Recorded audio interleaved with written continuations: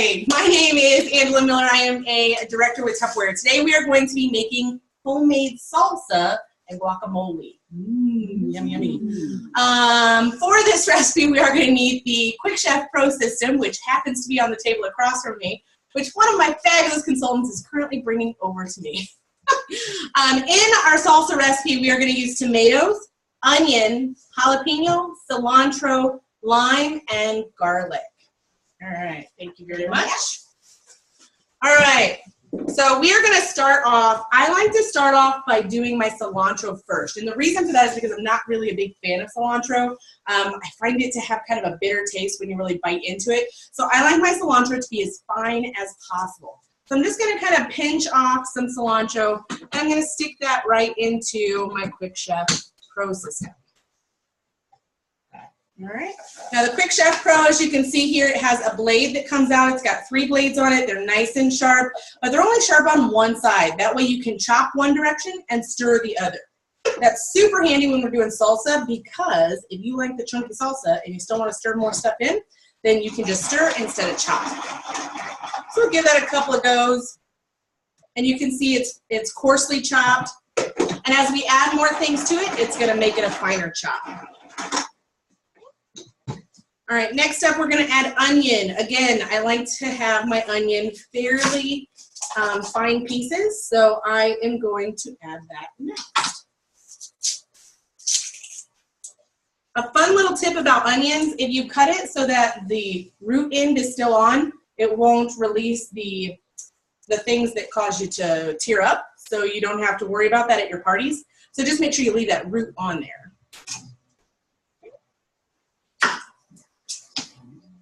And we're just going to toss that in there. And we're going to go ahead and toss in 1 clove of peeled garlic as well. Give that a nice spin. And voila, we have some minced up onion and cilantro.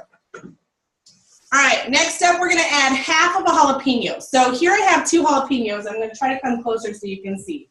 But if you've never bought a jalapeno, these are 2 different jalapenos. Here we have a very green, very waxy jalapeno.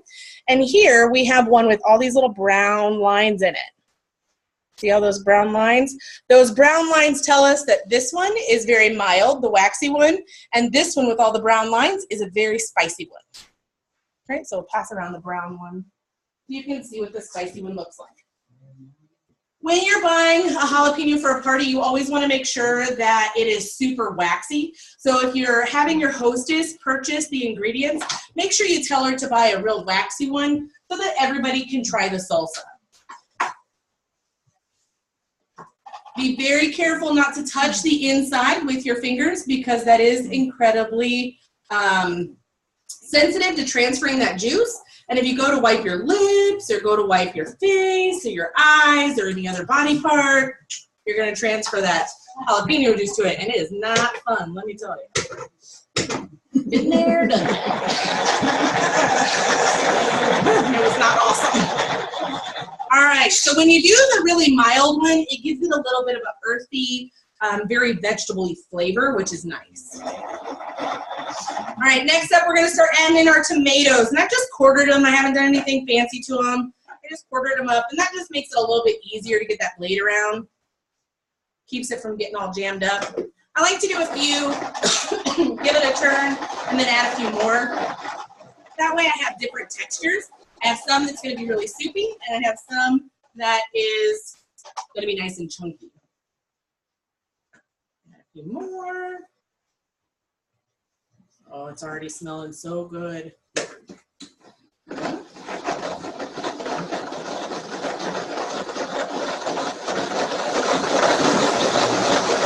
How many tomatoes are you using? There are 7 tomatoes in this pile. Look at how good that looks. Oh, yeah. Oh, yeah. All right. Do you use it like a paste in with it? I do not. No, I use straight up fresh tomatoes. There is a recipe you can do that has where you use canned tomatoes.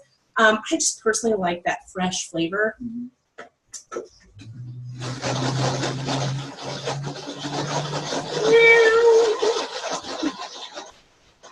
fun to watch me turn it, right?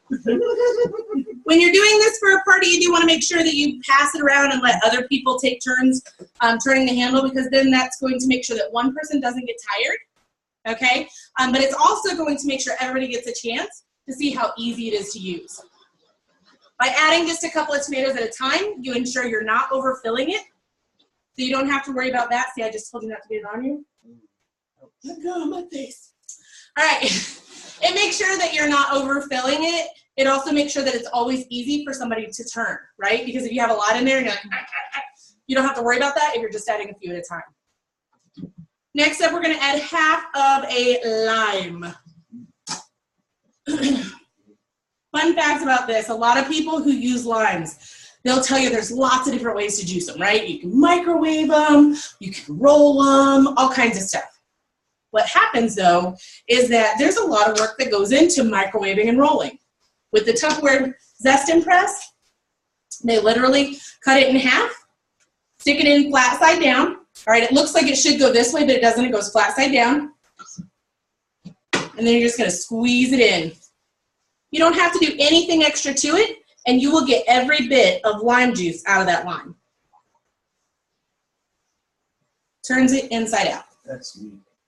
Okay. So now we're just going to mix in that lime juice a little bit. And remember, we said one direction chops, the other direction stirs. So now I'm stirring in the lime juice.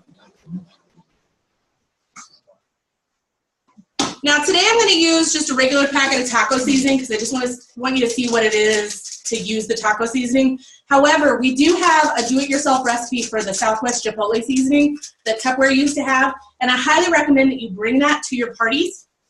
One of the things I like to do at my parties is I like to actually give that as part of the gift to my hostess. So I might have it in a smidget and give her a little bit of that sampling of the Southwest Chipotle seasoning. It doesn't cost me much. Or sometimes I'll even do it into like a whatever the dating gift is, and I'll just do some in there. Like I won't fill the whole dating gift, but I'll put some in there, enough for her to use like for an entire batch of tacos. All right, so it'd be about the equivalent of 1/4 of a cup. All right, so we're gonna sprinkle this in there, and we only need about half of it. Okay.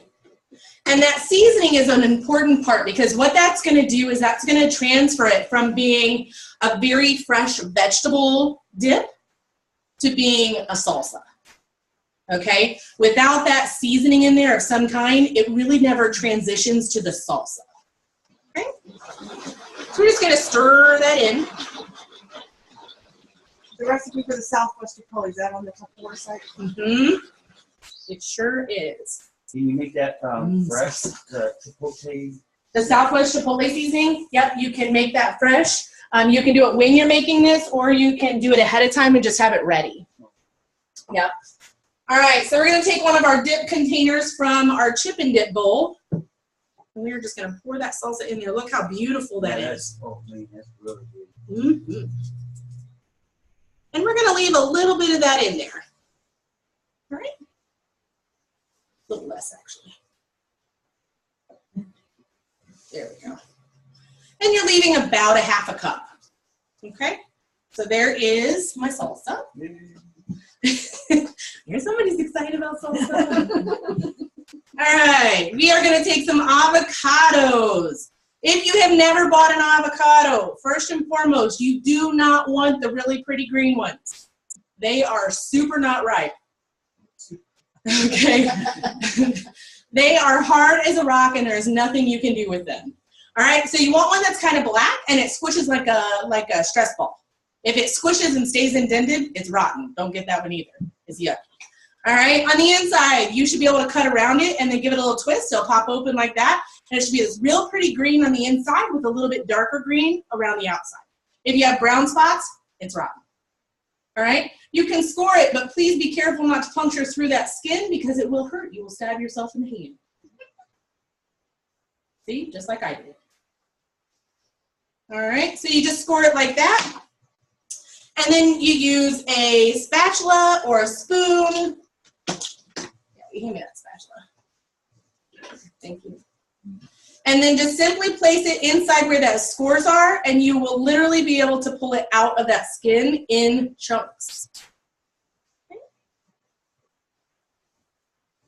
Look at that, perfect. Comes all the way out of that skin. And all you have left is pretty much the husk.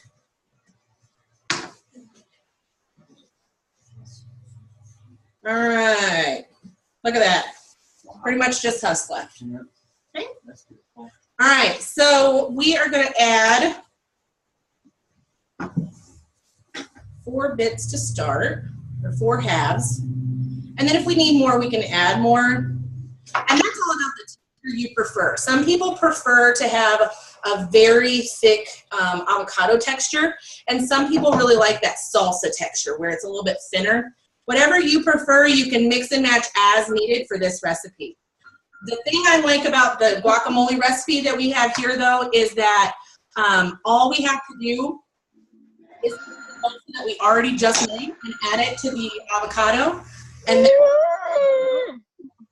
I think that's Heather that just joined us. Hello, could you please mute yourself for me?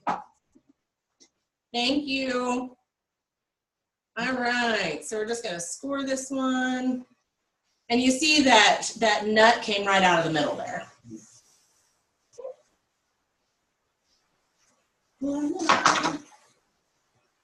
I love guacamole. Like nobody else in my family likes guacamole, but that's part of why I like this recipe, because I can make a super small batch and then just have fresh guacamole at home. Anytime I'm making salsa, I always make a small batch of guacamole for myself. And it's fine that nobody else eats it because it doesn't go bad. Right? All right. This is a late question. Yeah. But the seasoning, is that like taco seasoning? What I used today was taco seasoning. The Southwest Chipotle is similar to taco seasoning, but it has just a little bit more of that fajita flavor to it. So it's just a little bit different, and different enough that I really prefer it, and it doesn't have nearly as much sodium. Like taco seasoning has so much sodium in it, you might as well just take a salt shaker and dump it in your mouth. But the homemade seasonings, which is part of why I like making the homemade seasoning blends, they don't have nearly as much sodium, so they're gonna be a lot healthier for you. All right, so we're gonna go ahead and add this on here. And remember, our salsa had that lime juice in there, which is gonna help prevent our avocado from browning and keep our guacamole nice and green. All right, now guacamole, you typically like it pretty creamy, and so you're just gonna keep on stirring to make sure it gets that real creamy texture. But some people like it a little bit thicker, more like a salad, and so you just do it a little bit. Oh yeah, you're almost there. Can you go grab me salt? Salt. Yes. Yeah. Look at that. Beautiful. All right, avocados are incredibly bland, so you oftentimes do need to add a little bit of salt. I'm actually not sure on this one, so I'm going to taste it.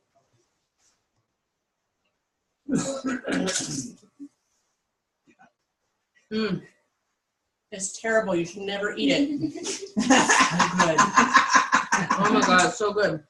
I didn't do that. Okay. It's terrible. So I can have more for myself. So good. All right. Thank you. So we're going to add just a touch of salt. But again, here I'm adding a touch of salt, but I have control over how much salt I'm putting in. So it's not like I have, 400 milligrams of salt. Or I think the taco seasoning has even more. 300 milligrams of salt. Boy. Papa John's has over 1,000 milligrams of salt in a single sandwich. That's a lot of salt. Papa John's? I'm not Papa John's, Jimmy John's. Yeah. Wow. They're good, but they are full of salt. Full of salt. All right, so there is our guacamole. And we are going to make a recipe later that is going to use both our salsa and our guacamole. So for a party, you can put this right into your chip and dip.